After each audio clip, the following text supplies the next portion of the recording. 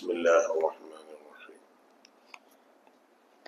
الحمد لله رب العالمين والعاقبة للمتقين والصلاة والسلام على سيد الأنبياء والمرسلين وآل كل والصحابة أجمعين.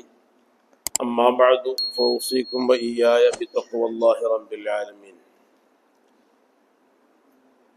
نويت الاعتكاف في هذا المسجد لله تعالى എന്ന നിയ്യത്തോടുകൂടെ അള്ളാഹുവിൻ്റെ പള്ളിയിലുള്ള ഈ ഒത്തുകൂടൽ അള്ളാഹു സുബ്ഹാനഹു വ തആല നമ്മുടെ വക്കിൽ നിന്ന് സ്വാലിഹായ അമലായി സ്വീകരിക്കുമാറാകട്ടെ. മഹാനായ ഹുജ്ജത്തുൽ ഇസ്ലാം അബി ഹാമിദ് അൽ ഗസാലി റളിയല്ലാഹു തആല അൻഹു മനുഷ്യനെ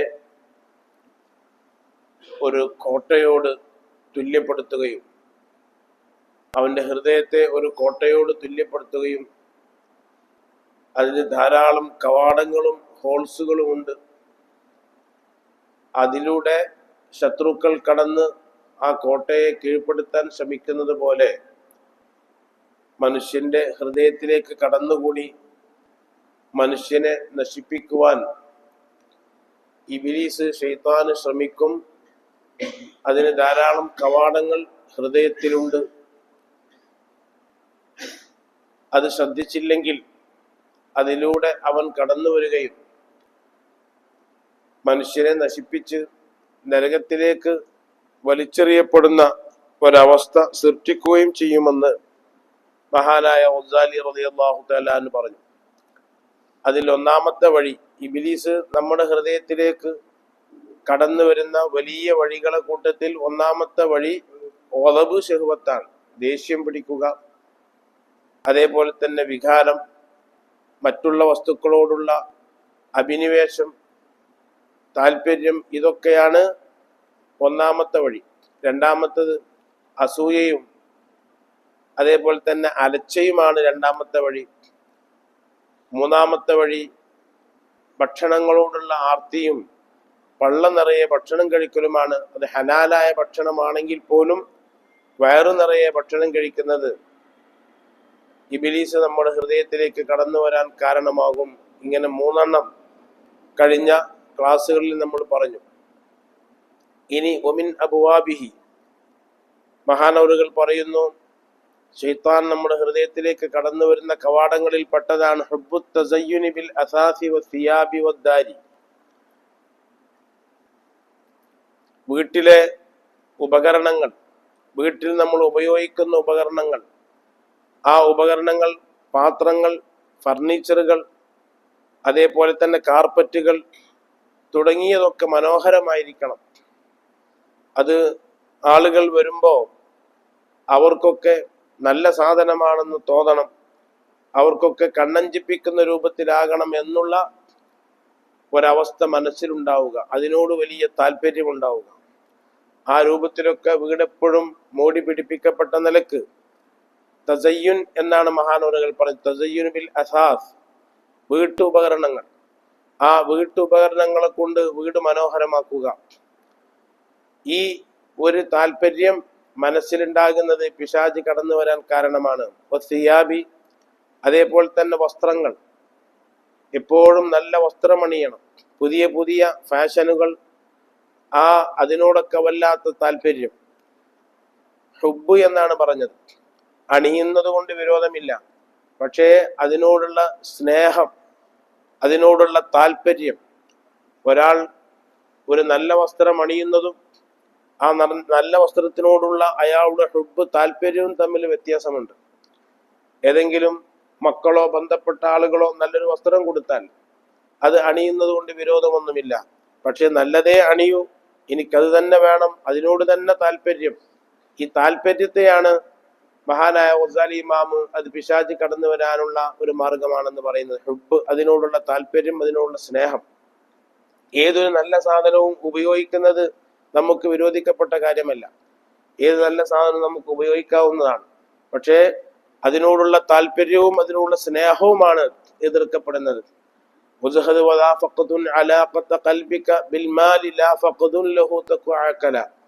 സമ്പത്ത് ആ സമ്പത്ത് ഇങ്ങനെ പരിപോഷിപ്പിക്കുകയും അതിനുവേണ്ടി മെനക്കെട്ട് കൂടുകയും ചെയ്യുന്നതാണ് ആക്ഷേപിക്കപ്പെടുന്നത്.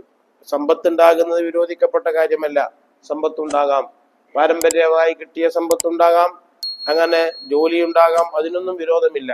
അതുമായി കെട്ടിമറിഞ്ഞ് അതിങ്ങനെ പരിപോഷിപ്പിക്കുക, അതിനെയാണ് പരിശുദ്ധമായ ദീനുൽ ഇസ്ലാം നമ്മെ നിരുത്സാഹപ്പെടുത്തിയിട്ടുള്ളത്.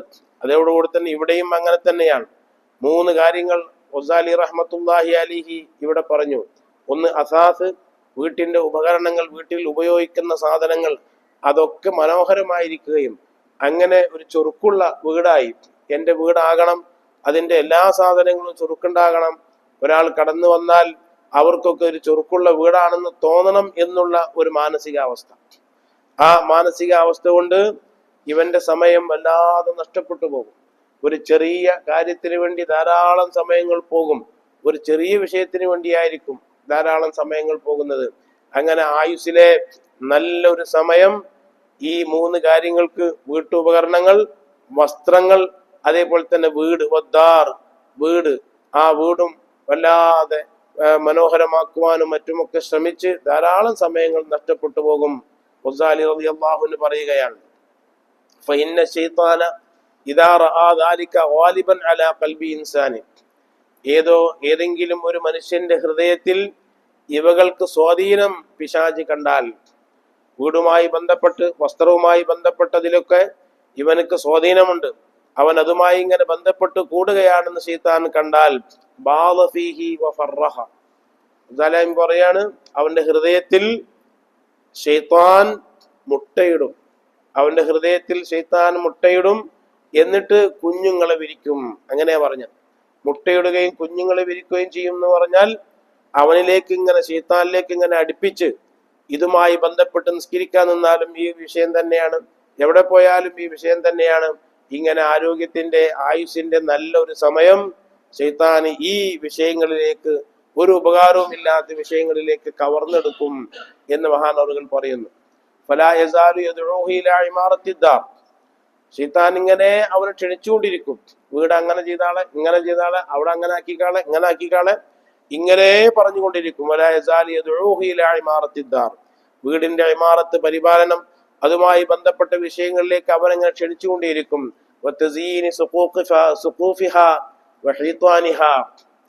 അതിന്റെ മച്ചുകളും അതിന്റെ തറകളും അതിന്റെ ചുമരുകളും ഇതെല്ലാം മനോഹരമാക്കണം, അതെല്ലാം മനോഹരമാക്കണം എന്നിങ്ങനെ അവനിലേക്ക് പ്രേരിപ്പിച്ചു കൊണ്ടിരിക്കും. അതിലെ റൂമുകളൊക്കെ സൗകര്യം കുറവാണ്, അതൊക്കെ ഒന്ന് വിശാലമാക്കണം എല്ലാം എണ്ണിപ്പറയാണ്. ഗസാലി റഹ്മത്തുള്ളാഹി അലൈഹി ഹിജറ 500-ലൊക്കെ ജീവിച്ച മഹാനൂറുകൾ വഫാത്തായിട്ട് തന്നെ 900-ലധികം കൊല്ലമായി. 900-ലധികം കൊല്ലമായി ജീവിച്ച മഹാനൂറുകൾ, വഫാത്തായി പോയ മഹാനൂറുകൾ ഒരുപക്ഷെ ഇന്ന് നടക്കുന്നതാണോ പറയുന്നത് എന്ന് തോന്നിപ്പോകും. അതെല്ലാം അവന്റെ മനസ്സിലേക്ക് ഇട്ടുകൊടുക്കും. പിശാച് അവനെ പ്രേരിപ്പിക്കും. വസ്ത്രം അതെപ്പോഴും നല്ല മോടിയുള്ള നല്ല വസ്ത്രമായിരിക്കണം എന്നിങ്ങനെ അവനെ തോന്നിപ്പിക്കും. വദ്ദവാബി, യാത്രയുടെ വാഹനങ്ങൾ, ആ വാഹനങ്ങളും നല്ല മനോഹരമായിരിക്കണം എന്നിങ്ങനെ തോന്നിപ്പിക്കും. ഒരു വാഹനം ഉപയോഗിച്ച് ആ വാഹനം നല്ലതാണെങ്കിൽ പോലും അത് മോഡല് പോരാ, അതിപ്പോൾ നമുക്ക് നമ്മുടെ സ്റ്റാറ്റസിന് പറ്റുന്നതല്ല എന്ന് തോന്നിപ്പിച്ച് അത് മറ്റൊന്നാക്കാൻ അതിനൊക്കെ എത്ര സമയങ്ങൾ പിടിക്കും. ഷോറൂമിൽ പോകണം, അതുമായി ബന്ധപ്പെട്ട ഒരുപാട് കാര്യങ്ങൾ നടത്തണം. സുബ്ഹാന ജല്ല ജലാലു. ഇങ്ങനെ നമ്മൾ അറിയാതെ നമ്മുടെ സമയങ്ങൾ.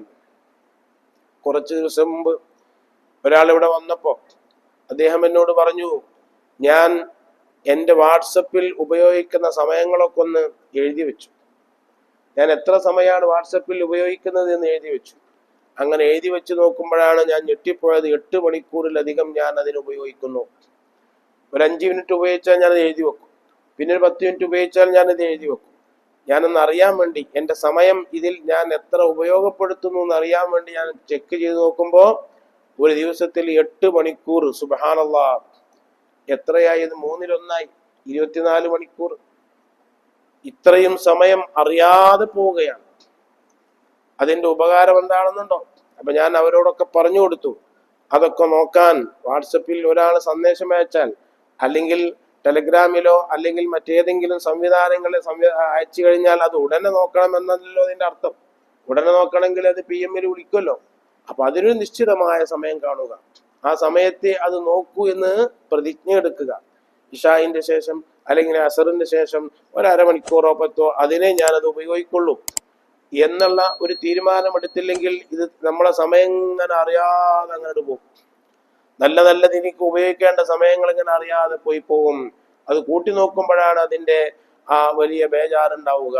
ഇവിടെ മഹാനൗറുകൾ പറയുകയാണ്, ഇങ്ങനെ പിശാച് പ്രേരിപ്പിച്ചുകൊണ്ടേയിരിക്കും വസ്ത്രങ്ങൾ ഇങ്ങനെ മാറ്റാൻ. പഴയ കാലത്തൊക്കെ നമുക്കറിയാം, പെരുന്നാക്ക് പോലും ചെറിയ പെരുന്നാക്ക് എടുത്തിരുന്ന ഡ്രസ്സ് അതൊരു പക്ഷേ അലക്കാതെ തന്നെ അന്ന് വൈകുന്നേരം തന്നെ അതെടുത്തു വെക്കും. എനിക്കൊക്കെ ഓർമ്മയുണ്ട്, അന്ന് വൈകുന്നേരം തന്നെ. കാരണം ചെറിയ പെരുന്നാള് ഒരൊറ്റ പകലേ ഉള്ളൂ. പകലും ആ പകലിന്റെ മുമ്പുള്ള രാത്രിയുമേ ഉള്ളൂ പെരുന്നാൾ. ആ പകലിന്റെ ശേഷമുള്ള രാത്രിയുമാണ് പെരുന്നാളുള്ളത്. അപ്പോ മഗ്‌രിബായി കഴിഞ്ഞാൽ ആ അണിഞ്ഞ വസ്ത്രം ഊരി വെച്ച് അത് പിന്നെ വലിയൊരു നാക്ക് ഉപയോഗിക്കും. ചിലപ്പോൾ അത് അലക്കാതെ തന്നെ അതേ രൂപത്തിൽ തന്നെ വെക്കും. അത് വലിയൊരു നാക്ക് ഉപയോഗിക്കുക ചെയ്യാം. അതുപോലും ഇല്ലാത്ത ഈ വർഷത്തെ പെരുന്നാക്ക് ഉപയോഗിച്ചത് അടുത്ത വർഷം ഉപയോഗിക്കുന്ന രൂപത്തിലുള്ള ആൾക്കാരും ഉണ്ടായിരുന്നു. അങ്ങനെ ഒരു വസ്ത്രമോ 2 വസ്ത്രമോ മാത്രം ഉപയോഗിക്കുകയും മറ്റുള്ള അവസരങ്ങളിൽ ഒരു കള്ളിത്തുണി അല്ലെങ്കിൽ ആ കള്ളിത്തുണിന്റെ മുകളിൽ ഒരു തോർത്തുമുണ്ട്, ഇങ്ങനെ വളരെ കുറഞ്ഞ വസ്ത്രങ്ങൾ മാത്രം ഉപയോഗിച്ചിരുന്നവരായിരുന്നു പ്രത്യേകിച്ച് മലപ്പുറം ജില്ലക്കാരായ കർഷകർ. അവരങ്ങനെയായിരുന്നു ഉണ്ടായിരുന്നത്. പെരുന്നാൾക്ക് പോലും ആ പെരുന്നാൾക്ക് ഡ്രസ്സ് എടുക്കുന്നത് തന്നെ വലിയ സന്തോഷമാണ്.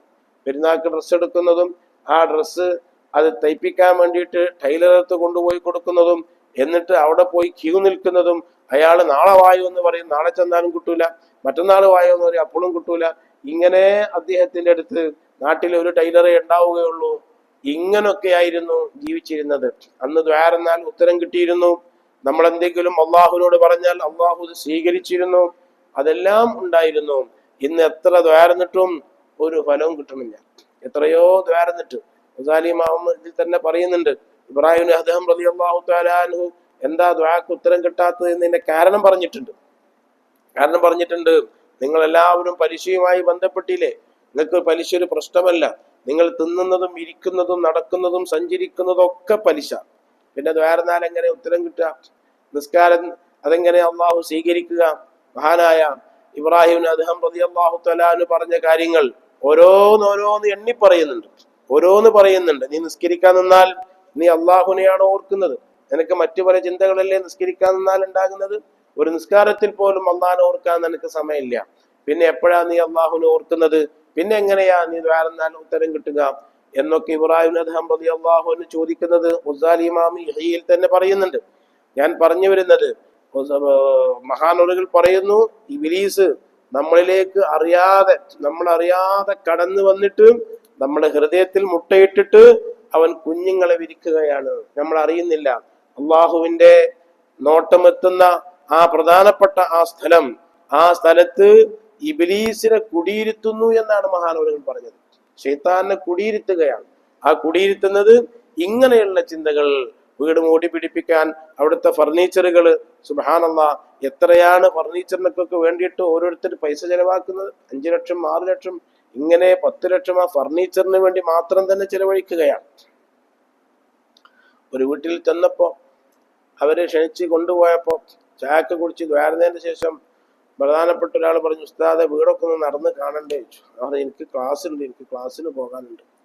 നമുക്ക് എന്ത് കാണാനാ? ഇതെന്ത് കാണാനാ? പുതിയ കെട്ടിടങ്ങളെ കണ്ടിട്ട്, കോൺക്രീറ്റ് കെട്ടിടങ്ങളും മറ്റും കണ്ടിട്ട് എന്ത് കിട്ടാനാ? എനിക്ക് തിരക്കിട്ട് പോകാനുണ്ട്, എനിക്ക് ദർശ നടത്താനുണ്ട്. നമ്മളെ പരിപാടി ഇപ്പൊ അതാണ്. അപ്പോ അതിലൊക്കെ ഇങ്ങനെ അഭിമാനം കാണാം. കുറെ ആൾക്കാർ വന്നിട്ട് ഇങ്ങനെ കാണാം, വീട് ഇങ്ങനെ കാണാം. ഇത് എവിടുന്ന് ഉണ്ടാക്കിയത്? ഈ പണി ആരെ എടുത്തത്? ഇതിപ്പോ ആരെ തേച്ചത്? ഈ പുട്ടി ആരെ ഇട്ടത്? മറ്റത് എങ്ങനെ ഇട്ടത്? അപ്പൊ അതിലൊക്കെ ഇങ്ങനെ ഒരു അരമണിക്കൂർ അത് പറഞ്ഞു കൊടുക്കാൻ. അവന് കിട്ടി അവൻ പോയി, മറ്റവന് കിട്ടി അവൻ വന്ന്, അങ്ങനെ വന്നപ്പോ ഓൻ അങ്ങനെ പോയി, ഞാൻ അങ്ങനെ കൂടെ നിന്ന് മറ്റു അത് ബയാൻ വിശദീകരിച്ചു കൊടുക്കാൻ അരമണിക്കൂർ. ഇങ്ങനെ നമ്മുടെ സമയങ്ങൾ. അപ്പോഴൊക്കെ ഇബ്ലീസ് ഇങ്ങനെ നമ്മുടെ ഹൃദയത്തിൽ ഇങ്ങനെ മുട്ടയിട്ട് കൂടുകയാണ്. എല്ലാം എണ്ണി പറയുന്നു മഹാനായ ഗസാലി റഹ്മത്തുള്ളാഹി അലൈഹി. വയസ്തഖ്രിമു ഫീഹാ തൂല ഉംരിഹി വയസ്തസ്ഖറുഹു ഫീഹാ തൂല ഉംരിഹി. ഇങ്ങനെയുള്ള വിഷയങ്ങളിൽ അവന്റെ ആയുസ് മുഴുവനും ഇബ്ലീസ് നഷ്ടപ്പെടുത്തിയിട്ട് അവനെങ്ങനെ പരിഹസിക്കുകയാണ്, നിസ്സാരപ്പെടുത്തുകയാണ്.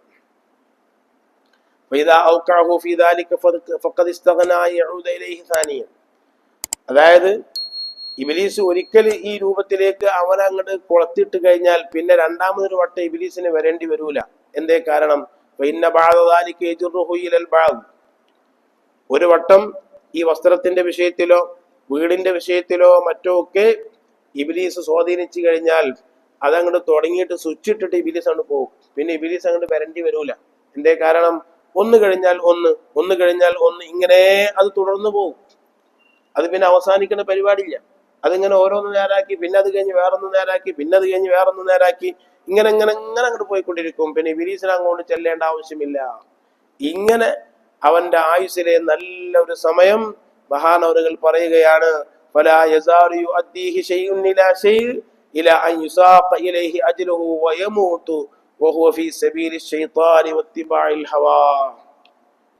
വല്ലാത്തൊരു വാക്കാണ് പറഞ്ഞത്. അങ്ങനെ ശൈത്താന്റെ ആളായി അവന്റെ അനുയായിയായി മരിക്കുന്നത് വരെ ഇബ്ലീസ് അങ്ങനെ കൊണ്ടുപോകും. അതറിയാൻ കഴിയില്ല. ഇബ്ലീസ് അങ്ങനെ കൊണ്ടുപോയിട്ട് അവനെ നരകത്തെ പടച്ചതമ്പുരാൻ കാത്തുരക്ഷിക്കുമാറാകട്ടെ. അങ്ങനെ കാഫിറായി മരിക്കേണ്ട ഒരു ഘട്ടത്തിലേക്ക് അവൻ എത്തിക്കും. കാഫിറായി മരിക്കേണ്ട ഒരു ഘട്ടത്തിലേക്ക് എത്തിക്കും. ഓരോരുത്തരും ആലോചിക്കുക, നമുക്ക് അല്ലാഹു നൽകിയ നല്ല നല്ല സമയങ്ങൾ, ആ സമയങ്ങള് എങ്ങനെയാണ് നമ്മൾ ഉപയോഗപ്പെടുത്തുന്നത്, എങ്ങനെയാണ് ചെലവാക്കുന്നത്, എങ്ങനെയാണ് ചെലവായി പോയത്, കഴിഞ്ഞു പോയ കാലഘട്ടത്തിലെങ്കിലൊക്കെ അതിനെ എങ്ങനെയാണ് ഉപയോഗപ്പെടുത്തിയത് എന്ന് നമ്മൾ ഓരോരുത്തരും ചിന്തിക്കുന്നത് നല്ലതാണ്. വളരെ വ്യക്തമായി മഹാനായ ഗസാലി റളിയല്ലാഹു തആല അൻഹു പറയുകയാണ്. അല്ലാഹു കാത്തുരക്ഷിക്കുമാറാകട്ടെ. ഇനി ഏകദേശം 12 കാര്യങ്ങൾ ഗസാലി ഇമാം പറയുന്നുണ്ട്. 12 കാര്യങ്ങൾ നമ്മുടെ ഹൃദയത്തിലേക്ക് ഇബ്ലീസ് കടന്നു വരുന്ന 12 വഴികൾ പറയുന്നുണ്ട്. അതിലിപ്പോ 4 വഴികളാണ് നമ്മൾ പറഞ്ഞു വെച്ചത്. ബാക്കിയുള്ളതും ഇൻഷാ അല്ലാഹ് നമുക്ക് പറയാം. നിസ്കാരത്തിൽ നിന്ന് വിരമിക്കുന്ന അവസരത്തിൽ, ഒന്നാമത്തെ സലാം വിട്ടുന്ന അവസരത്തിൽ ഞാൻ നിസ്കാരത്തിൽ നിന്ന് വിരമിക്കുന്നു എന്ന് മനസ്സിൽ കരുതൽ സുന്നത്താണ്. ഒന്നാമത്തെ സലാം നിർബന്ധവും രണ്ടാമത്തെ സലാം സുന്നത്തുമാണ്. ഏതെങ്കിലും ഒരു സാഹചര്യത്തിൽ വലതുവശത്തേക്ക് സലാം വീട്ടിയിട്ട് അവർക്ക് പെട്ടെന്ന് പോകേണ്ടി വന്നാൽ അങ്ങനെ നീച്ചുകൊണ്ട് പോകാവുന്നതാണ്. രണ്ടാമത്തെ സലാം വീട്ടാൻ നമുക്ക് നേരമില്ല, അവർക്ക് പെട്ടെന്ന് എന്തോ പോകേണ്ട ആവശ്യമുണ്ടെങ്കിൽ അസ്സലാമു അലൈക്കും എന്ന് പറഞ്ഞിട്ട് അങ്ങനെ പോകുന്നോണ്ട് വിരോധമൊന്നുമില്ല. ഒന്നാമത്തെ സലാം നിർബന്ധവും രണ്ടാമത്തെ സലാം സുന്നത്തുമാണ്. അങ്ങനെ വരുമ്പോ ഈ ഒന്നാമത്തെ സലാം വീട്ടുന്ന അവസരത്തിൽ ഞാൻ നിസ്കാരത്തിൽ നിന്ന് വിരമിക്കുന്നു എന്ന് മനസ്സിൽ കരുതൽ സുന്നത്താണ്. ഞാൻ നിസ്കാരത്തിൽ നിന്ന് വിരമിക്കുന്നു എന്ന് മനസ്സിൽ കരുതൽ സുന്നത്തും, വലത് ഭാഗത്തേക്ക് സലാം വിട്ടുമ്പോൾ വലത് ഭാഗത്തുള്ള മുഅ്മിനീങ്ങളെ കരുതലും സുന്നത്താണ്. അവിടെയുള്ള ആളുകളെയൊക്കെ കരുതുക. ഇടത് ഭാഗത്തേക്ക് സലാം വിട്ടുമ്പോൾ ഇടത് ഭാഗത്തുള്ള ആളുകളെയും കരുതുക. രണ്ടാൽ ഒരു ഭാഗത്തേക്ക് സലാം വിട്ടുമ്പോൾ പിൻവശത്തുള്ള ആളുകളെയും കരുതുക. ഇത് സുന്നത്താണ്. അതേപോലെ തന്നെ ഒന്നിരിക്കൽ വലതുവശത്തുള്ള ആ സലാം കൊണ്ട് അല്ലെങ്കിൽ ഇടതുവശത്തുള്ള സലാം കൊണ്ട് ഇമാമിനെയും കരുതുക. ഇമാമാകുമ്പോൾ ഇമാമിനിക്കും അവിടെ അങ്ങനെ കരുതൽ സുന്നത്തുണ്ട്. ഇനി നാം സലാം വിട്ടുമ്പോൾ ഒരാൾ അവിടെ ഇരിക്കുന്നുണ്ട്, അയാൾ നിസ്കരിക്കല്ല, അയാൾ അവിടെ ഇരിക്കുകയാണ്. അസ്സലാമു അലൈക്കും എന്ന് സലാം വിട്ടുമ്പോൾ അയാളത് കേട്ടാൽ അയാൾക്ക് സലാം മടക്കൽ സുന്നത്താണ്. നമ്മളിപ്പോ ഇരുന്ന് ഖുർആൻ ഓതാണ് അല്ലെങ്കിൽ അവിടെ ഇരുന്ന് ദിക്ർ അല്ലാണ്, ഒരാൾ നിസ്കരിച്ച് അസ്സലാമു അലൈക്കും എന്നയാൾ സലാം വിട്ടിയാൽ ആ സലാം എനിക്ക് മടക്കൽ സുന്നത്താണ്. കാരണം അവനെയും കൂടി ഉദ്ദേശിച്ചിട്ടാണ് ആ സലാം പറഞ്ഞിട്ടുള്ളത്. ആ സലാം മടക്കൽ സുന്നത്തുണ്ട്, കേൾക്കുന്ന ആൾക്ക് സലാം മടക്കൽ സുന്നത്തുണ്ട്. എന്നാൽ നിസ്കാരത്തിൽ നിന്ന് വിരമിക്കുമ്പോ സലാം വിട്ടുന്ന അവസരത്തിൽ ഞാൻ നിസ്കാരത്തിൽ നിന്ന് വിരമിക്കുന്നു എന്ന് കരുതൽ നിർബന്ധമായ ഒരു സ്ഥലമുണ്ട്.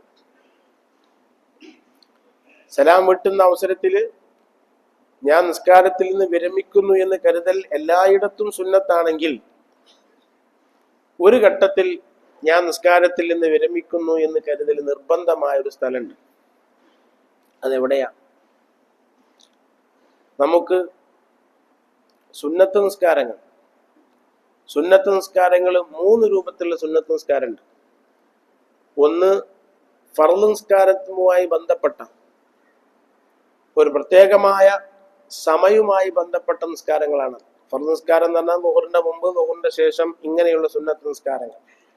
അതേപോലെ തന്നെ ളുഹ, പെരുന്നാൾ നിസ്കാരം, ഇതേപോലെ ചില സമയങ്ങളുമായി ബന്ധപ്പെട്ട സുന്നത്ത് നിസ്കാരങ്ങൾ, സമയങ്ങളും കാരണങ്ങളുമായി. പള്ളിയിലേക്ക് കടന്നാൽ പള്ളിയിലേക്ക് കടന്നു എന്ന കാരണം കൊണ്ട് ളുഹക്ക് അതിന്റെ പ്രത്യേകമായ സമയം, അതേപോലെ തന്നെ നിസ്കാരത്തിന്റെ മുമ്പ്, നിസ്കാരത്തിന്റെ ശേഷം, ഇങ്ങനെ സമയം, സന്ദർഭം, കാരണങ്ങൾ, ഇതുമായി ബന്ധപ്പെട്ട സുന്നത്ത് നിസ്കാരങ്ങൾ.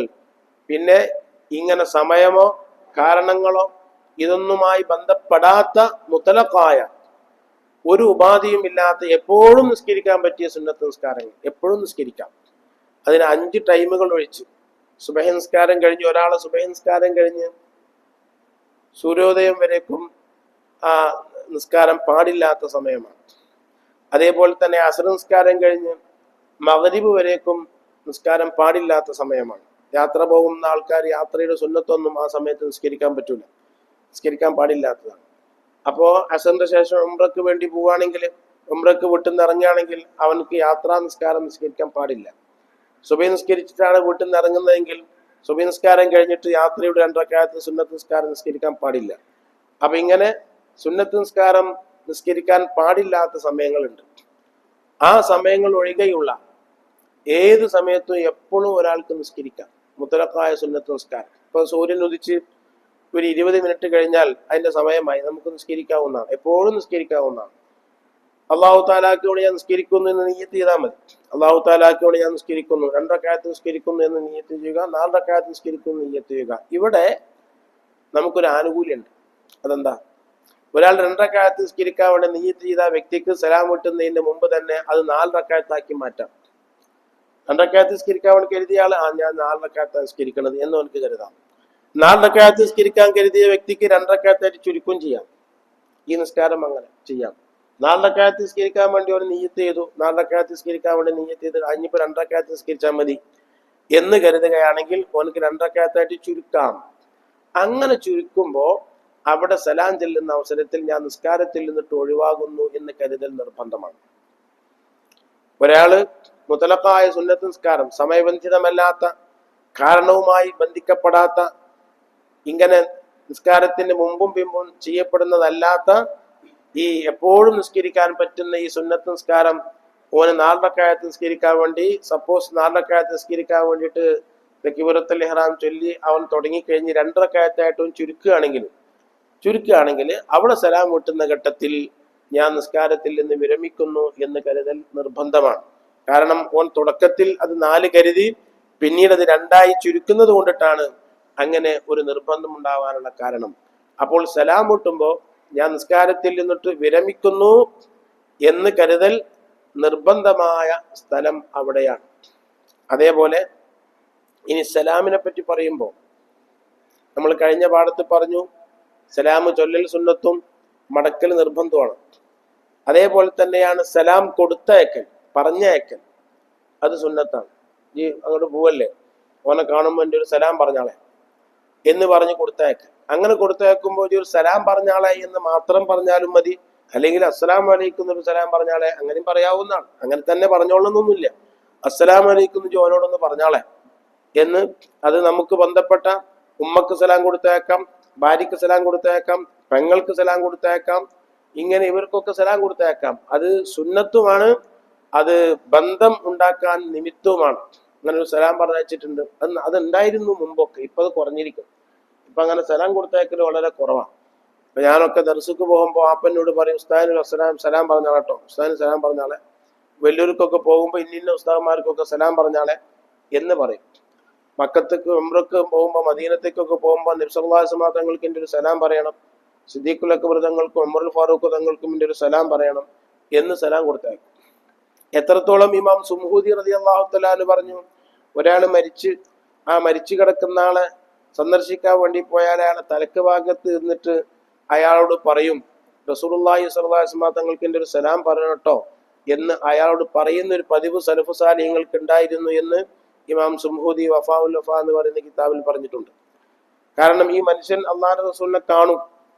മുഅ്മിനായ മനുഷ്യനാണെങ്കിൽ മരിച്ചു കഴിഞ്ഞാൽ റസൂലുള്ളാഹിനെ കാണാൻ കഴിയും. അപ്പൊ സല്ലല്ലാഹു അലൈഹി തങ്ങളെ കാണുന്ന അവസരത്തിൽ ഇന്റെ ഒരു സലാമും ഓനക്ക് പറഞ്ഞ റസൂലുള്ളാഹി തങ്ങൾക്ക് പറഞ്ഞാളട്ടോ, ഇന്റെ ഒരു സലാമ് പറഞ്ഞാളെ എന്ന് ഓനോട് എന്തെങ്കിലും പറയും. ആ മരിച്ചു കിടക്കുന്ന ആളോട് പറയുന്ന ഒരു പതിവ് സലഫ് സാലിഹ്യങ്ങൾക്ക് ഉണ്ടായിരുന്നു. ഇങ്ങനെ സലാം കൊടുത്തയക്കുന്ന ഒരു പതിവ് ഉണ്ടായിരുന്നു. അപ്പോ അത് നമുക്ക് ബന്ധപ്പെട്ട ആളുകൾക്കൊക്കെ സലാം കൊടുത്തയക്കൽ സുന്നത്തുള്ള കാര്യമാണ്. നബി സല്ലല്ലാഹു അലൈഹി വസല്ലം തങ്ങൾ ചെയ്തിട്ടുണ്ട്, സഹാബത്ത് അത് ചെയ്തിട്ടുണ്ട്. ഇപ്പോൾ നമ്മുടെ വാട്സപ്പിൽ നമുക്ക് സലാം കൊടുക്കും. അസ്സലാമു അലൈക്കും എന്ന് പറഞ്ഞിട്ടാണ് തുടങ്ങുക. വാട്സപ്പിൽ ചില ആൾക്കാർ അങ്ങനെയാണ് തുടങ്ങുക. അങ്ങനെ തുടങ്ങുമ്പോൾ ആ വാട്സപ്പ് പൊതു വാട്സപ്പ് ആണെങ്കിൽ കേൾക്കുന്ന ആൾക്കാരൊക്കെ മടക്കൽ നിർബന്ധം, ആരെങ്കിലും മടക്കിയാൽ മതി.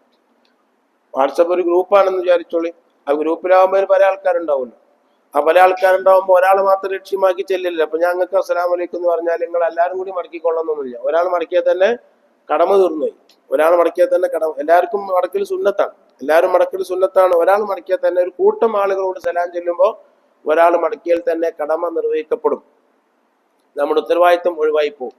അപ്പൊ ഒരു വാട്സപ്പ് ഗ്രൂപ്പിൽ ഒരാൾ സലാം ചെല്ലിയാൽ എല്ലാവരും കൂടി മടക്കണമെന്നില്ല. ഇനി ആ സലാം മടക്കുമ്പോൾ തിരിച്ച് അവനക്ക് സന്ദേശം കൊടുക്കുമ്പോൾ സലാം മടക്കണോ വേണ്ടത്, അതല്ല അത് കേൾക്കുമ്പോൾ സലാം മടക്കണോ വേണ്ടത്? അത് കേൾക്കുമ്പോൾ സലാം മടക്കിയാൽ മതി, കേൾക്കുമ്പോൾ സലാം മടക്കിയാൽ മതി. ഈ തിരിച്ചിട്ട് കൊടുത്തേക്കുമ്പോൾ അങ്ങനെയാകാം. അവ കേൾക്കുമ്പോൾ വാട്സപ്പിൽ കേൾക്കുമ്പോൾ അസ്സലാമു അലൈക്കും വഅലൈക്കും അസ്സലാം എന്ന് പറയും. എന്നാൽ വാട്സപ്പിൽ മറുപടി പറയാം. മറുപടി അറിയുന്ന അവസരത്തിൽ വഅലൈക്കും അസ്സലാം എന്ന് പറഞ്ഞിട്ടാണോ തുടങ്ങേണ്ടത്, അതല്ല അസ്സലാമു അലൈക്കും എന്ന് പറഞ്ഞിട്ടാണോ തുടങ്ങേണ്ടത്? വഅലൈക്കും അസ്സലാം അപ്പം പറഞ്ഞിക്കണമെങ്കിൽ ഈ വാട്സപ്പിൽ സന്ദേശം വന്ന ഉടനെ വഅലൈക്കും അസ്സലാം എന്ന് പറഞ്ഞിട്ടുണ്ടെങ്കിൽ പിന്നെ വാട്സപ്പിൽ മറുപടി തുടങ്ങുമ്പോൾ വഅലൈക്കും അസ്സലാം എന്ന് പറഞ്ഞ് തുടങ്ങേണ്ട ആവശ്യമില്ല. കാരണം അവനെ ഏത് പറഞ്ഞു വയ്ക്കണ് വഅലൈക്കും അസ്സലാം. വാട്സപ്പിൽ ഒരാൾ സലാം പറഞ്ഞാൽ തിരിച്ചു പറഞ്ഞത് അയാൾ കേട്ടോളന്നില്ല. ഏതുപോലെ കത്തിൽ അസ്സലാമു അലൈക്കും എന്ന് പറയും, കത്തിൽ അസ്സലാമു അലൈക്കും എന്ന് പറയും. അപ്പൊ കഴിഞ്ഞ ആഴ്ച കല്യാണം പറയാൻ വേണ്ടി രണ്ടു കൂട്ടർ വന്നു. ചില ആൾക്കാർ വേഗം കല്യാണം പറഞ്ഞോണ്ട് പോവില്ല, പിന്നെ എങ്ങനെ വർത്താനം പറഞ്ഞുകൊണ്ടിരിക്കും. അപ്പൊ നമ്മളിപ്പോ എന്താ ചെയ്യാ, ഒരു വിരുന്നേര് വന്നാലും ഓരോ ബഹുമാനിക്കണ്ടേ. അപ്പൊ നമ്മൾക്ക് ഒരുപാട് പണി ഉണ്ടാവും. ആവശ്യം കല്യാണം പറഞ്ഞാൽ കല്യാണം പറഞ്ഞാൽ മതിയല്ലോ. പിന്നെ കുറെ നേരം പിടിച്ചാൽ നമ്മൾ സ്വീപ്പ് ആവില്ല, നമുക്ക് വേറെ എന്തെങ്കിലും പണി ഉണ്ടാവുമല്ലോ. ആവശ്യത്തിനല്ലേ സംസാരിക്കാം. അപ്പൊ കത്ത് തന്നപ്പോ അതിന് അസ്സലാമു അലൈക്കും ഉണ്ട്. രണ്ടാളെ കത്തിലുണ്ട് അസ്സലാമു അലൈക്കും. അത് മൊയ്ലിയന്മാരാണേനും. അപ്പൊ ഞാൻ പറഞ്ഞു ഇത് തെറ്റാണെന്ന്. ഈ കത്തിൽ ഈ സലാം വലിയ അപകടമാണ്. അപ്പൊ ഞാൻ ഇപ്പൊ എന്താ ചെയ്യാന്ന് ഓരോട് ചോദിച്ചു. ഞാൻ ഇപ്പൊ ചെയ്യലെന്താ വെച്ചാല് ഞാനിത് വെട്ടും, ഇപ്പൊ തന്നെ വെട്ടും. ഇപ്പൊ തന്നെ ഈ അസ്സലാമു അലൈക്കും എന്നുള്ളത് വെട്ടിയിട്ട് ഇന്റെ അടുത്തൊരു കീസ് ഉണ്ട്, ആ കീസയിലിടും. എന്നിട്ട് ഞാൻ ഷഹബാനിക്ക് ഇതെല്ലാം കൂടി കത്തിക്കലാണ്. അതിൽ ചില കത്തില്, ചില കല്യാണ കത്തിൽ ബിസ്മില്ലാഹിർ റഹ്മാനിർ റഹീം എന്നുണ്ടാവും. അതും വെട്ടിയെടുത്തേക്കും. അത് വെട്ടിയെടുത്തിട്ട് അതെല്ലാം കൂടി കത്തിച്ച് കളയും. കാരണം ആ കത്ത് എവിടെയെങ്കിലും ഇടും. ബിസ്മില്ലാഹിർ റഹ്മാനിർ റഹീം എന്നുള്ള കല്യാണ കത്ത് എവിടെയെങ്കിലും ഇടും. അത് ഏതെങ്കിലും അമുസ്ലിമീങ്ങളായ ആൾക്കാർക്കും കൊണ്ടേ കൊടുക്കും. അതാരെങ്കിലും വല്ല വിലയും വെക്കും അത്. അപ്പൊ നമ്മുടെ ബിസ്മി എവിടെയെങ്കിലും ഇട്ട് ചവിട്ടും, അല്ലെങ്കിൽ കുട്ടികളെടുത്ത് കളിക്കും. ഇങ്ങനത്തെ അവസ്ഥയിലേക്ക് ഈ ബിസ്മി എത്തിക്കുകയാണ്. അസ്സലാമു അലൈക്കും എന്ന അതിൽ അസ്സലാം അള്ളാന്റെ പേരാ. അസ്സലാം വെറും സലാമല്ല, അസ്സലാം. അസ്സലാം അള്ളാന്റെ പേരാ. അള്ളാന്റെ പേര് ബഹുമാനിക്കണം. അത് അവിടെ ഇവിടെ ഇടാൻ പറ്റൂല. അപ്പൊ അതുകൊണ്ട് അറബിയിൽ അസ്സലാമു അലൈക്കും എന്ന് കല്യാണക്കത്തിൽ എഴുതരുത്. അത് എഴുതിയാൽ അതിൽ ഇങ്ങനെ ഒരു തകരാറ് വരും. അത് നമ്മൾ എഴുതാൻ പറഞ്ഞിട്ട് എഴുതണല്ല, അത് അതിന്റെ പ്രസ്സുകാര് അത് അവരെ എഴുതുന്നതാണ്. ഒരു മുസ്ലിമിന്റെ കത്താണെങ്കിൽ ചിലര് അത് വലിയ കത്താണെന്ന് അറിയിക്കാൻ വേണ്ടി ബിസ്മി എഴുതും. വേറെ ചില ആൾക്കാർ അസ്സലാമു അലൈക്കും അതുപോലെ എഴുതുന്നതാണ്. അപ്പൊ ഞാനോട് പറയണം അത് എഴുതരുതെന്ന് പറയണം. അത് നിർബന്ധമായിക്കണം. ഇപ്പൊ എഴുതരുതെന്ന് പറയുന്നത് നിർബന്ധമാണ്. അത് എഴുതിയാൽ ഇങ്ങനെ ബുദ്ധിമുട്ട് വരും, ഈ നിലക്ക് ബുദ്ധിമുട്ട് വരും. അപ്പൊ കത്തിൽ സലാം വന്നാൽ എന്ത് ചെയ്യണം എന്നതിനെ സംബന്ധിച്ച് ചർച്ചയുണ്ട്. കത്തിൽ സലാം വന്നാൽ പഴയ കാലത്തൊക്കെ കത്തെഴുതും. കാർഡിൽ കത്തെഴുതും, ഇല്ലന്റിൽ കത്തെഴുതും. 3 രൂപത്തിൽ കത്തെഴുതലുണ്ട്. കാർഡില്, ഇല്ലന്റില്, പിന്നെ കവറില്. ഈ 3 രൂപത്തിൽ കത്തെഴുതും. ഈ കത്തെഴുതുമ്പോ അസ്സലാമു അലൈക്കും, അത് ആ സലാം ആ കത്ത് വായിക്കുന്ന അവസരത്തിൽ സലാം അടക്കണം എന്നാണ്. വായിക്കുന്ന അവസരത്തിൽ ഈ തിരിച്ചെഴുതുമ്പോൾ മടക്കിയാലും മതി. അത് വായിക്കുന്ന അവസരത്തിൽ മടക്കിയാൽ പിന്നെ തിരിച്ചെഴുതുമ്പോൾ മടക്കണമെന്നില്ല. ഇതേപോലെ വാട്സപ്പിൽ അസ്സലാമു അലൈക്കും എന്ന് പറഞ്ഞാൽ അത് കേൾക്കുമ്പോൾ വഅലൈക്കും അസ്സലാം എന്ന് പറഞ്ഞാൽ മതി. അത് മറ്റോ കേട്ടോളന്നൊന്നുമില്ല. കത്തിലും അങ്ങനെ തന്നെയല്ലോ, മടക്കുമ്പോൾ മറ്റോ കേൾക്കൂലല്ലോ. അപ്പൊ അതേമാതിരി വഅലൈക്കും അസ്സലാം എന്ന് പറഞ്ഞാൽ ആ വാട്സപ്പിൽ കേൾക്കുമ്പോൾ വഅലൈക്കും അസ്സലാം എന്ന് പറഞ്ഞിട്ടുണ്ടെങ്കിൽ അത് ഒരൊറ്റ വ്യക്തിക്കുള്ള മാത്രം വാട്സപ്പ് ആണെങ്കിൽ അവൻ അതിന് സലാം മടക്കണം. അതായത് ഗ്രൂപ്പിനാണെങ്കിൽ ആരെങ്കിലും ആൾ മടക്കിയാൽ മതി എന്ന് പറഞ്ഞല്ലോ. അപ്പൊ അങ്ങനെ മടക്കി കഴിഞ്ഞിട്ടുണ്ടെങ്കിൽ പിന്നെ അതിന് മറുപടി കൊടുക്കുന്ന അവസരത്തിൽ വഅലൈക്കും അസ്സലാം എന്ന് പറഞ്ഞിട്ടല്ല മറുപടി കൊടുക്കേണ്ടത്. പിന്നെ വേണമെങ്കിൽ അസ്സലാമു അലൈക്കും എന്ന് പറഞ്ഞിട്ട് മറുപടി കൊടുക്കാവുന്നതാണ്. നേരെ മറിച്ച് ഇവൻ സലാം മടക്കിയിട്ടില്ലെങ്കിൽ മറുപടി കൊടുക്കുമ്പോൾ വഅലൈക്കും അസ്സലാം എന്ന് പറഞ്ഞിട്ടാണ് മറുപടി കൊടുക്കേണ്ടത്. അപ്പൊ ചില ആൾക്കാർ ഇപ്പൊ എന്ത് ചെയ്യേണ്ടതെന്ന് വെച്ചാല് വാട്സപ്പിൽ ആദ്യം വഅലൈക്കും അസ്സലാം എന്ന് പറയും, പിന്നെ അസ്സലാമു അലൈക്കും എന്ന് പറയും. അപ്പൊ വഅലൈക്കും അസ്സലാം എന്നുള്ളത് നമ്മൾ അങ്ങോട്ട് ചെല്ലിയ സലാമിന്റെ മറുപടി. പിന്നെ മൂപ്പര് സംസാരം തുടങ്ങുകയാണ്, അസ്സലാമു അലൈക്കും എന്ന് പറഞ്ഞാണ് മൂപ്പര് സംസാരം തുടങ്ങുകയാണ്. പറയാതിരിക്കാം, രണ്ടും കുഴപ്പമൊന്നുമില്ല. വഅലൈക്കും അസ്സലാം എന്ന് പറയണം. ആ പറയുന്നത് ഒന്നിരിക്കൽ വാട്സപ്പ് സന്ദേശം കേൾക്കുമ്പോഴായിരിക്കണം, അല്ലെങ്കിൽ തിരിച്ച് മറുപടി പറയുമ്പോഴായിരിക്കണം. രണ്ടാമൊരു സമയത്ത് അത് പറയണം. രണ്ടാമൊരു സമയത്ത് പറഞ്ഞാൽ മറ്റേ സമയത്ത് പറഞ്ഞോളണം എന്നില്ല. ഇതാണ് അത് സംബന്ധമായി നമ്മൾ മനസ്സിലാക്കേണ്ടത്. ഇനി ആ വാട്സപ്പ് പിന്നെ റിപ്പീറ്റ് ചെയ്യാണ്. അപ്പൊ ഇതിൽ അസ്സലാമു അലൈക്കും തന്നെ അതിന് മടക്കേണ്ട ആവശ്യമില്ല. ഇതിങ്ങനെ ഇങ്ങനെ മടക്കിക്കൊണ്ടിരിക്കന്നെ. കാരണം ഇയാളിങ്ങനെ 10 വട്ടം ചിലപ്പം കേൾക്കും. അത് അങ്ങനെ കേട്ട് കഴിഞ്ഞാൽ അതിനെ പിന്നെ മടക്കുന്ന അവസരം, അതിനാവുന്ന അവസരത്തിൽ അതിന് ഒറ്റവട്ടേ അതിനാവശ്യമുള്ളൂ, ഒറ്റവട്ടം നമ്മോട് കൽപ്പിക്കപ്പെട്ടിട്ടുള്ളൂ. ഇനി മറ്റൊരു വിഷയം പറയാനുള്ളത്, നമ്മള് ബാത്റൂമില് മൂത്രമൊഴിച്ചു കൊണ്ടിരിക്കുമ്പോഴാണ് സംസാരിക്കാൻ പാടില്ലാത്തത്, അല്ലെങ്കിൽ വിസർജിക്കുന്ന അവസരത്തിലാണ് സംസാരിക്കാൻ പാടില്ലാത്തത്. അപ്പൊ ഒന്നും സംസാരിക്കാൻ പാടില്ല, പ്രത്യേകിച്ച് ദിക്റ് ചെല്ലാൻ പാടില്ല. പക്ഷേ ആ അവസരത്തിൽ തുമ്മിയാൽ, നമ്മൾ മൂത്രമൊഴിച്ചു കൊണ്ടിരിക്കുമ്പോൾ തുമ്മിക്കഴിഞ്ഞാൽ അവിടെ അൽഹംദുലില്ലാ എന്ന് മനസ്സിൽ കരുതൽ സുന്നത്താണ്. അൽഹംദുലില്ലാ എന്ന് മനസ്സിൽ കരുതൽ. മനസ്സുകൊണ്ട് ചെല്ലുന്ന ദിക്റ്, അതിന് പ്രതിഫലം കിട്ടുന്ന ഒരേ ഒരു ദിക്റ് അതാന്നാണ് പറഞ്ഞിട്ടുള്ളത്. മനസ്സുകൊണ്ടുള്ള ദിക്റിനക്ക് പ്രതിഫലം കിട്ടുന്ന ഒരേ ഒരു ദിക്റ് അതാണ്. അപ്പൊ ബാത്റൂമിൽ നമ്മൾ മൂത്രമൊഴിച്ചിരിക്കുമ്പോഴോ അല്ലെങ്കിൽ വിസർജിച്ചു കൊണ്ടിരിക്കുന്ന അവസരത്തിൽ തുമ്മിക്കഴിഞ്ഞാൽ നാവ് കൊണ്ട് ഉച്ചരിക്കാതെ അവിടെ അൽഹംദുലില്ലാ എന്ന് മനസ്സുകൊണ്ട് പറയൽ സുന്നത്താണെന്നും, അങ്ങനെ പറഞ്ഞാൽ ദിക്റിന്റെ പ്രതിഫലം കിട്ടുമെന്നും മഹാന്മാരായ ഫുഖഹാക്കൾ പറഞ്ഞിട്ടുണ്ട്. ആ ഒരു ഘട്ടത്തിൽ അത് പറ്റുള്ളൂ. ആ അൽഹംദുലില്ലാ എന്ന് പറയുന്നതേ അനുവദിക്കപ്പെട്ടിട്ടുള്ളൂ. ഏതവസരത്തിലും ഒരാൾ തുമ്മിയാൽ, ഇപ്പൊ വാപ്പ തുമ്മിയാൽ അത് മോൻ കേട്ടിട്ടുണ്ടെങ്കിൽ വാപ്പ അൽഹംദുലില്ലാ എന്ന് പറഞ്ഞാൽ മോന് ഇർഹമുക്കല്ലാ എന്ന് പറയുന്ന സുന്നത്താണ്. വാപ്പ വെച്ചിട്ട് ഇർഹമുക്കല്ലാ എന്ന് പറയുന്ന സുന്നത്തില്ലാന്നില്ല. ഭാര്യ തുമ്മിയപ്പോ അൽഹംദുലില്ലാ പറഞ്ഞു, അപ്പൊ ഇർഹമുക്കല്ലാ എന്ന് ഓളോട് പറയൽ സുന്നത്താണ്. ഭർത്താവ് അൽഹംദുലില്ലാ പറഞ്ഞ ഭാര്യക്ക് ഇർഹമുക്കല്ലാ പറയുന്ന സുന്നത്ത്. ഇല്ലെങ്കിൽ ചെന്താ പറയാത്തത് ചോദിക്കണം, എന്താ എനിക്ക് അൽഹംദുലില്ലാ പറഞ്ഞൂടെ? അത് ഞാൻ അൽഹംദുലില്ലാ ചെന്ത് ഇർഹമുക്കല്ലാ പറയാത്തത്? 1-2 ദിവസമൊക്കെ ഒരു ചമ്മലുണ്ടാവും, പിന്നെ അത് ശരിയാവും. അങ്ങനെ, കാരണം നമ്മളെ കുട്ടികൾക്കും ഭാര്യക്കും ബന്ധപ്പെട്ട ആൾക്കാർക്കും ഉള്ളത് പറയേണ്ടത്. അതിലൊരു മടി കാണിക്കേണ്ട ആവശ്യമില്ല. അൽഹംദുലില്ലാ റഹ്മക്കല്ലാ എന്നുള്ളത് അത് റസൂലുള്ളാഹി കൽപ്പിച്ചതുമാണ്. അത് വലിയ കൂലി കിട്ടുന്ന കാര്യവുമാണ്. അങ്ങനെ പറയല് വലിയ കൂലി കിട്ടുന്ന കാര്യവുമാണ്. അതില് ബന്ധപ്പെട്ട ആൾക്കാർ, ഉസ്താദ് അല്ലെങ്കിൽ ഒരു ശിഷ്യൻ തുമ്മിയപ്പോ അയാളെ അൽഹംദുലില്ലാ ഇപ്പൊ ഉസ്താദ് റഹ്മക്കല്ലാ പറയാൻ മടി ഉണ്ടായിക്കൂടാ. എന്തുകൊണ്ട് മടി ഉണ്ടായിക്കൂടാ? അത് അള്ളയും റസൂലും കൽപ്പിച്ചതാണ്. അള്ളയും റസൂലും കൽപ്പിച്ചതിന് ഇപ്പൊ എന്തിനാ മടി കാണിക്കേണ്ട ആവശ്യമില്ല? എന്താ, കഴിഞ്ഞ ക്ലാസ്സിൽ ഞാൻ പറഞ്ഞതുപോലെ നമ്മൾ പെങ്ങളെ വീട്ടിൽ കാണാൻ വേണ്ടി ചെന്നപ്പോൾ അസ്സലാമു അലൈക്കും തന്നെ കൈ കൊടുക്കുക, മുസാഫഹത്ത് കൊടുക്കൽ സുന്നത്താണ്. പെങ്ങൾക്കൊരു കൈ കൊടുക്കൽ സുന്നത്താണ്. പെങ്ങളെ മോൾ അവിടെ ഉണ്ട്, ആ പെങ്ങളെ മോൾക്കും കൈ കൊടുക്കൽ സുന്നത്താണ്. പെങ്ങളെ മരുവൾ അവിടെ നിൽക്കുന്നുണ്ട്, ആ കൈ കൊടുക്കൽ ഹറാമാണ്. പെങ്ങളെ മോളെ കാണാം, പെങ്ങളെ മരുവളെ കാണാൻ പറ്റില്ല, അത് ഹറാമാണ്. അത് പാടില്ലാത്തൊരു കാര്യമാണ്. മറ്റത് പെങ്ങളെ മകൾക്ക് അങ്ങനെ ഓള അങ്ങനെ പോകാവുന്നതാണ്. നേരെ മറിച്ച് പെങ്ങളെ മകനുണ്ട്, പെങ്ങളെ മകന്റെ മകളുണ്ട്, ആ മകന്റെ മകളാണെങ്കിൽ കാണാൻ പറ്റും. മകന്റെ മകളാണെങ്കിൽ പെങ്ങളുടെ മകൻ കെട്ടിയ ആ പെൺകുട്ടി മരുമകൾ അന്യപെണ്ണാണ്. ആ അന്യപെണ്ണിനായിട്ട് നമുക്കൊരു ബന്ധമില്ല. അഥവാ കൈ കൊടുത്താൽ അത് ഹറാമായി പോകും. പെങ്ങൾക്ക് കൊടുക്കാം, അതേപോലെ തന്നെ ജ്യേഷ്ഠന് കൊടുക്കാം, ജ്യേഷ്ഠന്റെ മക്കൾക്ക് കൊടുക്കാം, അതൊക്കെ അനുവദനീയമാണ്. ജ്യേഷ്ഠന്റെ ആ മകൻ കെട്ടിക്കൊടുന്ന പെണ്ണ് അന്യപെണ്ണാണ്. നേരെ മറിച്ച് ജ്യേഷ്ഠന്റെ മകളെ കാണുന്നതുകൊണ്ട് വിരോധമില്ല. അത് കുടുംബത്തിൽപ്പെട്ട ആളാണ് ജ്യേഷ്ഠന്റെ മകൾ. ജ്യേഷ്ഠന്റെ മകൻ കെട്ടിക്കൊടുന്ന പെണ്ണ് അന്യപെണ്ണാണ്, അതിന് കൈ കൊടുക്കാൻ പാടില്ല, അത് ഹറാമാണ്. അപ്പൊ ഈ മുസാഫഹത്ത് ചെയ്യുക, കൈ കൊടുക്കുക എന്നുള്ളത് ഉമ്മക്ക്, ബാപ്പക്ക്, ജ്യേഷ്ഠനക്ക്, അനുജനക്ക്, ഭാര്യക്ക്, ഇങ്ങനെ നമുക്ക് അനുവദിക്കപ്പെട്ട ആളുകൾക്കൊക്കെ മുസാഫഹത്ത് ചെയ്യൽ സുന്നത്താണ്. അതൊക്കെ സ്നേഹമുണ്ടാക്കാനും കുടുംബബന്ധം ഉണ്ടാക്കാനും ഒക്കെ നിമിത്തമാണ്. അത് ചെയ്യാത്ത നമുക്ക് അങ്ങനെ ശീലിച്ചു പോകുന്നത് 1-2 വട്ടം ചെയ്താൽ അതങ്ങ് ശീലമായി പോകും. ഈ കാര്യം ശ്രദ്ധയിൽപ്പെടുത്തുകയാണ്. അല്ലാഹു സുബ്ഹാനഹു വ തആല നല്ല കാര്യങ്ങളൊക്കെ ചെയ്യാൻ നമുക്ക് തൗഫീഖ് ചെയ്ത് അനുഗ്രഹിക്കുമാറാകട്ടെ. ആമീൻ. ഇന്ന് ചായയും പലഹാരവും നൽകുന്നത് നമ്മുടെ പറശ്ശേരി മുജീബ്, അദ്ദേഹത്തിന്റെ അമ്മാവൻ മരണപ്പെട്ടു. അവർക്ക് വേണ്ടി ദ്വാരക്കാനാണ്. റഹ്മാനുറഹീമായ അല്ലാഹു സുബ്ഹാനഹു വ തആല അവർക്ക് മഗ്ഫിറത്തും റഹ്മത്തും നൽകി അനുഗ്രഹിക്കുമാറാകട്ടെ. അവരുടെ എല്ലാ ദോഷങ്ങളും അള്ളാഹു വിട്ടുപുറത്ത് മാഫാക്കി കൊടുക്കുമാറാകട്ടെ. അവരുടെ ഖബർ അള്ളാഹു സ്വർഗപ്പൂങ്കാവനാക്കി കൊടുക്കുമാറാകട്ടെ. അതേപോലെ ധാരാളം പ്രയാസങ്ങളും വിഷമങ്ങളും അനുദിനം നമ്മൾ അനുഭവിച്ചു കൊണ്ടിരിക്കുകയാണ്. പല സ്ഥലങ്ങളിലും പല രൂപത്തിലുള്ള പ്രയാസങ്ങൾ അനുഭവിച്ചു കൊണ്ടിരിക്കുകയാണ്. ബിംബാരാധന, അതുപോലെ തന്നെ ബിംബങ്ങളെ സ്തുതി ചെയ്യുന്ന കീർത്തനങ്ങളൊക്കെ നിരോധിക്കപ്പെട്ടതാണ്.